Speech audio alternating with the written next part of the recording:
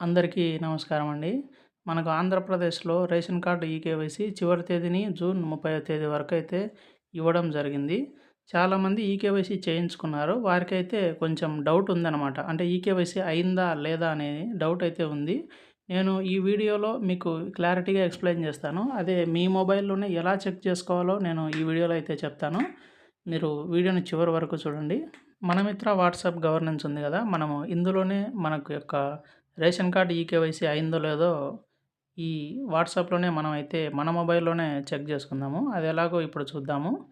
ఈ నంబర్ ఉంది కదా! ఈ నంబర్ సేవ్ చేసుకొని ఈ నంబర్‌కి హాయ్ అని మెసేజ్ చేయండి.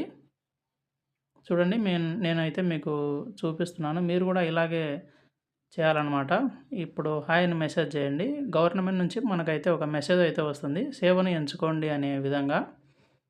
ఇక్కడ ఈ సేవను ఎంచుకునే దాని మీద క్లిక్ చేయండి.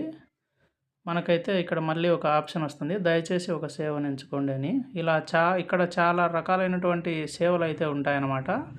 మనకు కావాల్సిందొచ్చేసి సివిల్ సప్లైస్ సేవలన్నమాట. నాలుగవది. ఈ సివిల్ సప్లై సేవలు ఎంచుకున్న తర్వాత ఇక్కడైతే 3 ఉంటాయి. మనకు రైస్ కార్డ్ ఈకేవైసీ స్థితి మూడవదనమాట. వాటి మీద అయితే క్లిక్ చేయండి. క్లిక్ చేసిన తర్వాత ఇక్కడ మనం యొక్క రైస్ కార్డ్ నెంబర్‌నైతే ఎంటర్ చేయవలసి ఉంటుంది. మీరు కూడా మీ యొక్క రైస్ కార్డ్ నెంబర్‌ని ఎంటర్ చేయండి. ఎంటర్ చేసిన తర్వాత కింద నిర్ధారించండి అని ఉంటుంది కదా! ఆటి మీద క్లిక్ చేయండి. ఇప్పుడు మనకైతే ఈ రేషన్ కార్డ్‌లో ఎవరైతే ఉన్నారో మెంబర్స్ వాళ్ళందరి పేర్లు, ఏజు, అలాగే ఈకేవైసీ పూర్తి అయిందా? లేదా? అనే విషయం మొత్తం మనకు డీటెయిల్డ్‌గా గవర్నమెంట్ నుంచి ఒక మెసేజ్ అయితే రావడం జరుగుతుందనమాట. ఇలాగే మీరు కూడా మీ యొక్క ఈకేవైసీ యొక్క స్థితిని అయిందా? లేదా? అనే యొక్క విషయాన్నైతే మీరు కూడా ఇలాగే మీ వాట్సాప్‌ను యూజ్ చేసుకొని గవర్నమెంట్ ఆఫ్ ఆంధ్రప్రదేశ్ యొక్క వాట్సాప్ గవర్నెన్స్‌ని యూజ్ చేసుకొని మీరు కూడా ఇలా చెక్ చేసుకోవచ్చు. నేను ఇంకొకటి ట్రై చేస్తాను చూడండి. వేరే రేషన్ కార్డ్ యొక్క నెంబర్ అనమాట.